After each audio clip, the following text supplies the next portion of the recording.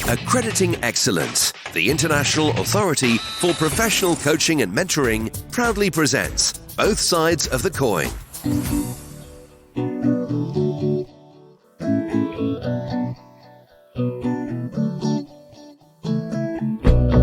Switching off both physically and emotionally is vital for our well-being. But when taking time out to reflect, assess and plan, how beneficial is it for our clients to be in a neutral or beautiful environment? Today we find out more. Welcome to Both Sides of the Coin, a podcast produced by the IAPC&M. We're a leading accreditation body and our aim is to increase public confidence and to raise industry standards by enforcing a rigorous accreditation process that ensures the quality of professional coaches and mentors. The podcast is aptly named Both Sides of the Coin because we talk to both a coach or mentor and one of their clients to explore both sides of the coaching mentoring intervention, what works and what doesn't. As the proverb says, iron sharpens iron. Before we get started, let me introduce myself. I'm Jenny Butter, your host and an accredited master coach, and I've been coaching for 10 years, mainly in the area of career transition and life coaching. Joining me today are Karen Liebenguth and her client Adeline O'Keeffe. Karen is an accredited master coach, an accredited mindfulness teacher and supervisor, as well as a coaching mentor and facilitator. As part of her practice, Karen offers one-to-one life coaching and leadership coaching in one of London's parks and green spaces, as well as coaching immersion days in nature on the South Coast or in the beautiful Surrey Hills, which are located just outside of London. Karen's client, Adeline O'Keeffe, is a part-time photographer who fell in love with photography as a child when her mother first handed her a box camera. As she approaches retirement age, Adeline has decided that she wants to turn her passion for photography into a business, which she can continue with many years to come. Welcome, both of you. I'm going to start with Karen, then flip over the coin and speak to Adeline. Karen, tell me about yourself. Thank you, Jenny. I'm really delighted to be here. You've already said a little bit. I could probably add how I've come to taking my clients into nature, which often I don't really have a chance to talk about. But clients usually are curious about how I work and why I work with clients in nature. And this has really come about from a young age, I guess, when I experienced the beneficial impact nature has on my well-being. And regularly spending time in nature has become an important part of my life and has greatly supported my mental and physical health. So coaching outdoors offers an embodied coaching experience, and I wanted to share that experience, that deeper way of being and engaging the whole body to my clients. I wanted to share that experience with my clients. So please, could you outline for me how it works? Yeah, it's a great question. So I ask clients to meet me mainly here in Victoria Park, where I live in East London, but also in other green spaces in London, and to come with me on a walk. And obviously I know where I'm going, I know the route, and we walk and talk.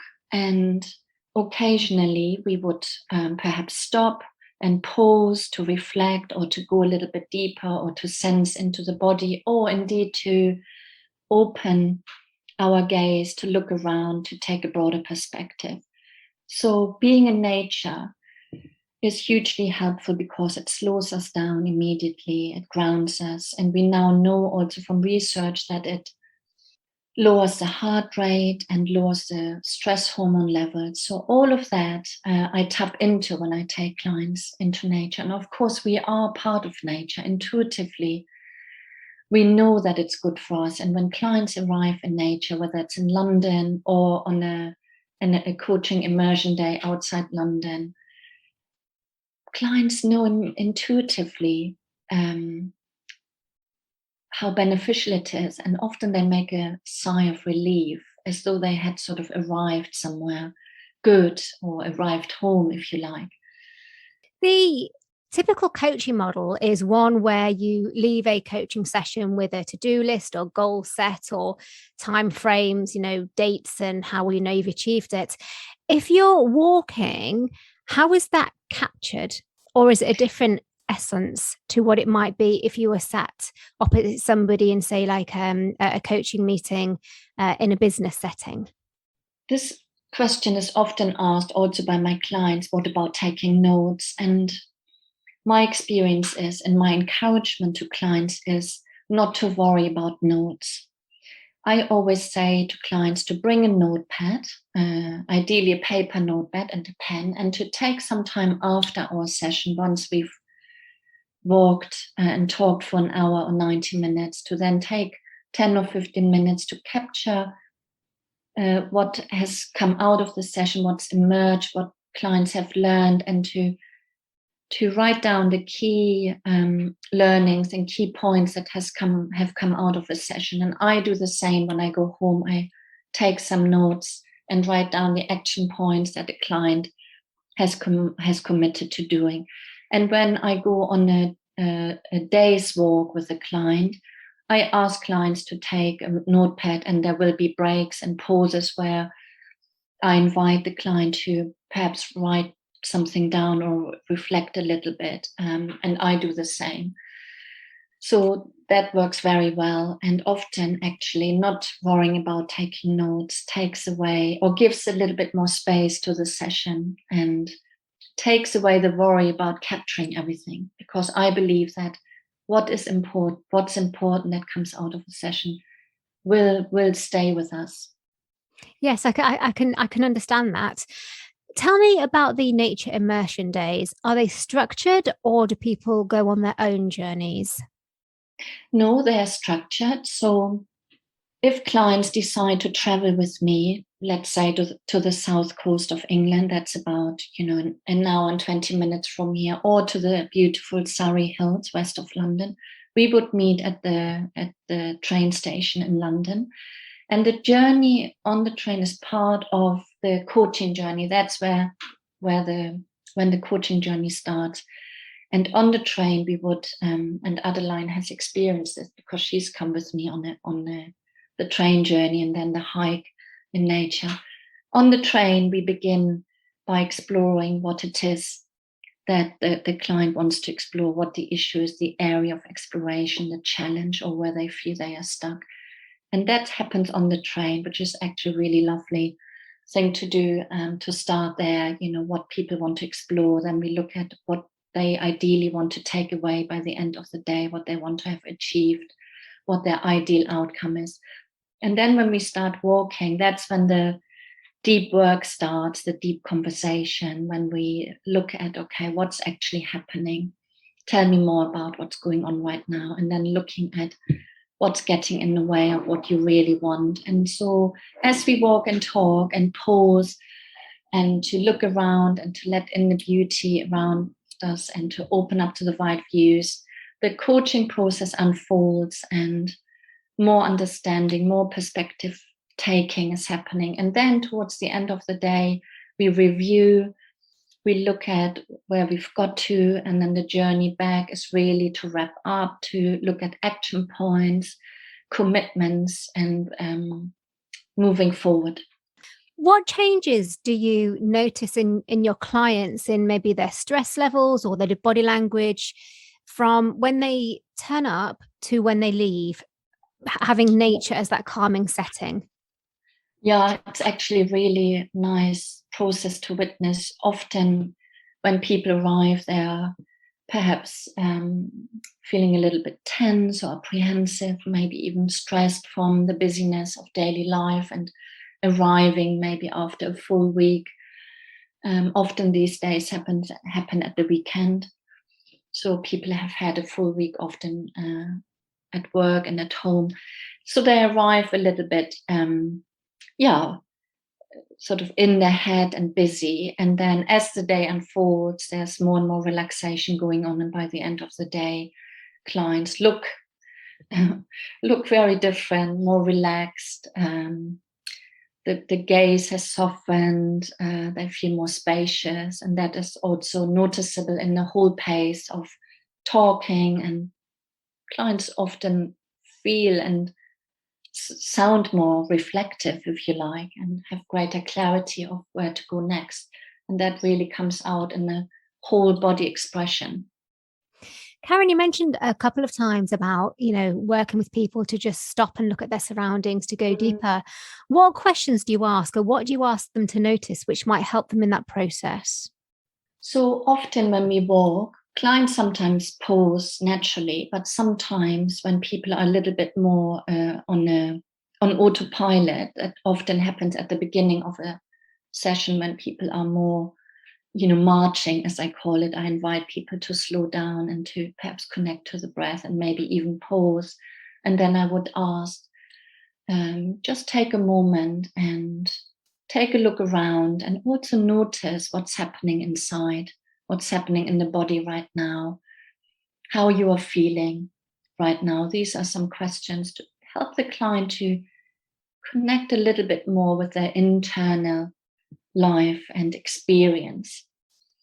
And when it's a whole day, that's the beauty, because there's more time to do that. Sometimes clients really appreciate that there are longer pauses or silences where they can really tune into what's actually going on.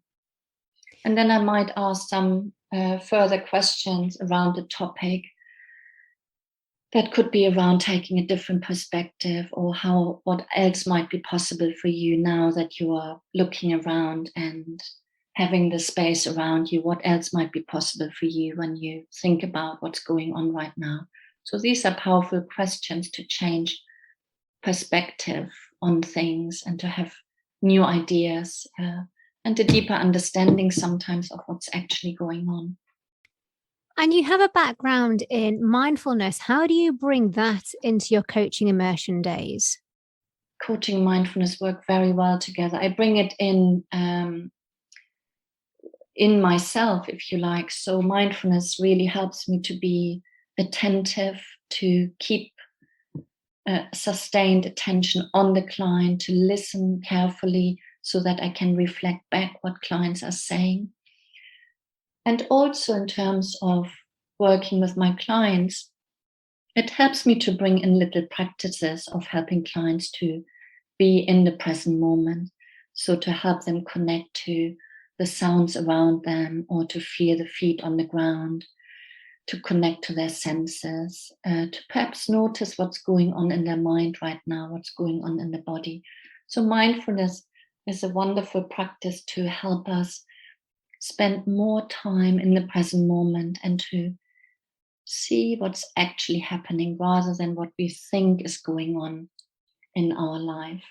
So it helps me with particular inquiry questions of what's happening in the present moment. And I'm finding it very interesting that, as you talk, you have such a slow, calm pace, which is so very different, to some of the other coaches I interview, who are all with their different niches. And, you can tell the personalities coming through into why they're good at that particular thing. I can sort of feel myself being lulled almost into a place of calm with you. So, Karen, what top tips have you got for other coaches who are fed up of Zoom and are considering moving their coaching practices outside? Yeah, this is a great question. I actually do get asked quite a lot by other coaches who like my approach, who are interested in it. I'm always happy to speak to anyone who would like to know more about how I work, because I really believe in this approach, and I'd love to see more coaches taking their clients outside. So do get in touch. I think I want to share 3 tips really, and there are more, but 3 important tips are, to anyone who wants to take their clients into nature, is to reflect first of all on their own connection with nature and how much they enjoy being in nature. Because I think clients really pick up on whether we are really connected with nature and that we really love this approach, and that it's not just a commodity, if you like, or a nice thing to offer or to do. I think we as coaches really need to love the land and nature, and have the sense of being part of nature, not separate from it. And when we do, we just move and are so different in nature. We are so much more grounded and can really immerse ourselves in it, regardless of the weather and season. And we are just part of it. So that's one tip I would say is really important, that when we offer coaching outside, to really think about why we want to do it. And then the second one is that we need to know the territory. So the walk, for example, I took Adeline on is on the South Coast, and I know it by heart. I've done it many times. So it's really important that we do a recce, whether it's in our local park or somewhere else on the countryside. We do need to know where we are going so that the client can feel safe with us and they can trust us that we know the way, and that they don't have to worry about it, and particularly about getting lost, which is more important when you take clients out in the country, into the countryside. And then the third tip is to ensure psychological safety and confidentiality. So I always take clients across the land, across the grass. I never stay on the busy path or beaten tracks, if you like, so that I avoid that other people can overhear what is being said and discussed in the coaching space. So that's important, to ensure private space while being outside. And that works really well when we know our territory. Thank you, Karen. My final question for you is, we live in Britain. What happens when it rains? Yeah, everybody asks me this question. Then my question is, it all depends on the clothing. And I say to clients, bring a raincoat, wear comfortable shoes, maybe wellies or walking boots, bring an umbrella, and off we go. And people love it. Usually clients say, oh yeah, all right, that's great, I'll do that. And in all these years of coaching outside, it's been 12 years now, I think I moved 2 sessions because of torrential rain.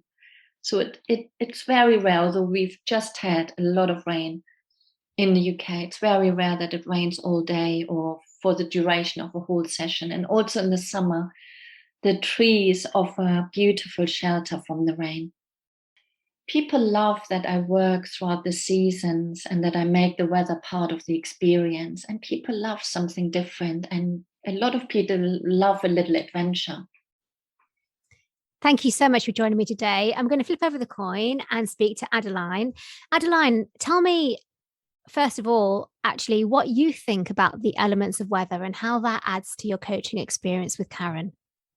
Yes, thank you. I was just remembering that I don't think we've never cancelled a session because of rain. And actually, I'm from an Irish background, so I absolutely love the rain.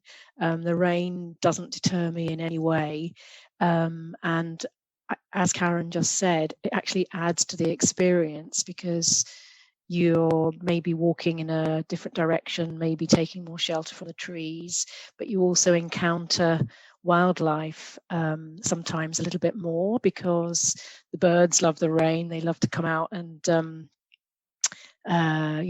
get worms out of the grass, etc. And dogs run up to you sort of wet and things like that. So the weather has never ever put me off going out. So it's not a problem. It hasn't been a problem for me, certainly. And so why did you want coaching? I wanted coaching because I have this passion for photography, as you said in your introduction, that I've had really all my life. And I've really never earned very much money from it. So I've always worked in an office environment, either in the charity sector or the commercial sector. So it's always been something almost like a hobby. And I think now, as I'm approaching retirement, I can see the potential for it being something that I can continue to do as I get a little bit older. And obviously I enjoy it so much. But it's a little bit, I wouldn't say it's a regret, but it is something that's kind of always been sort of bubbling away in the background that I've never sort of brought right to the foreground. So it's just something that I can see now is a good moment for me to sort of move this forward a bit. And so why did you choose Karen and her method of coaching? Why was that right for you? In the beginning, it was slightly accidental because a friend of mine worked in the same building that Karen had been working in. And this friend, who was an osteopath, told me about Karen.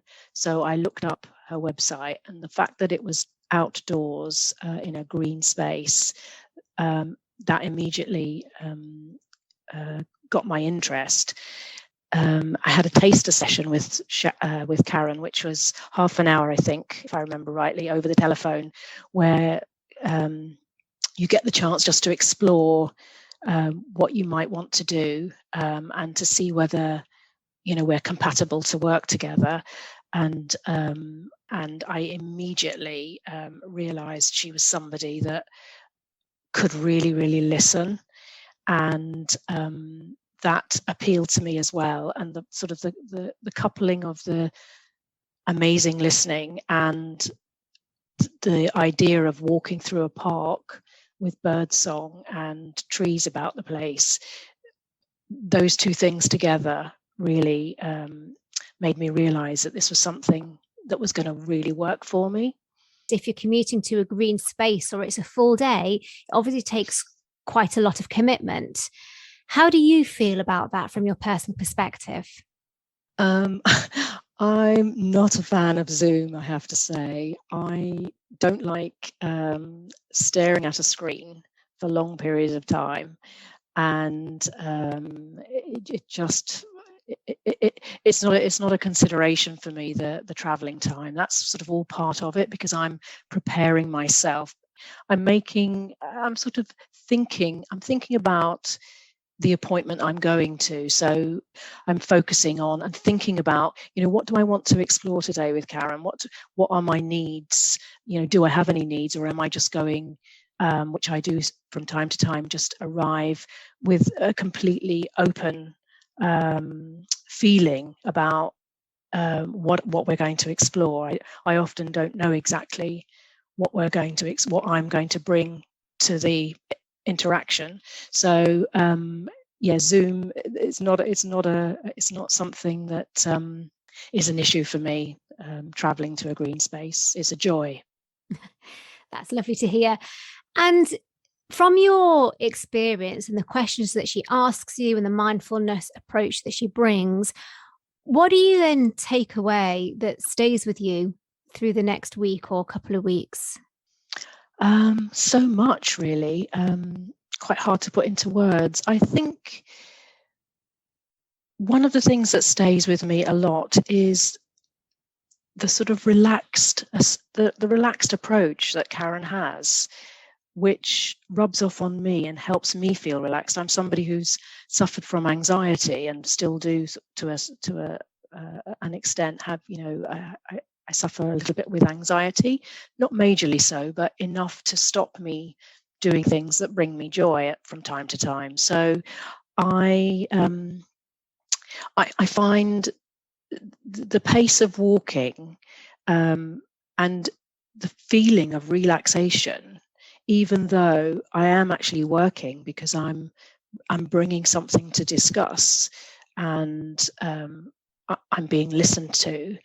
So I think the feeling of relaxation, at the same time of knowing that I am actually quite active. I'm actively being listened to, but I'm actually actively, bringing forth my ideas and things that I want to discuss, things that I know will help me, that will help me get my photography more into focus. So it's also the small steps that I'm able to take after having explored issues that are preventing me, from taking those small steps.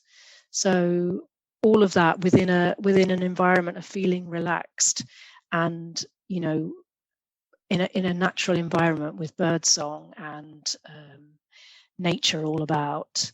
I just find it helps me to actually do something rather than just talk about things. What a great discussion. Thank you so much, Karen and Adeline. And I love the way that you ended that, Adeline, saying actually it helps me to, to assess and then to do it, and rather than just thinking. It's really, really nice. If you would like to work with Karen or to find out more about her work, then she can be contacted via her website, greenspacecoaching.com. We're confident that anyone who attains an international authority for professional coaching and mentoring accreditation will be among the very best that the profession has to offer. So if you're someone who's interested in having some coaching and mentoring and want to find an accredited coach, mentor, or training provider, or if you're a professional who's interested in becoming accredited, then please go to our website, coach-accreditation.services. And finally, if there's a topic that you would like me to cover on future episodes of Both Sides of the Coin, then I would love to hear from you. My email, jenny.podcast@coach-accreditation.services. Bye for now.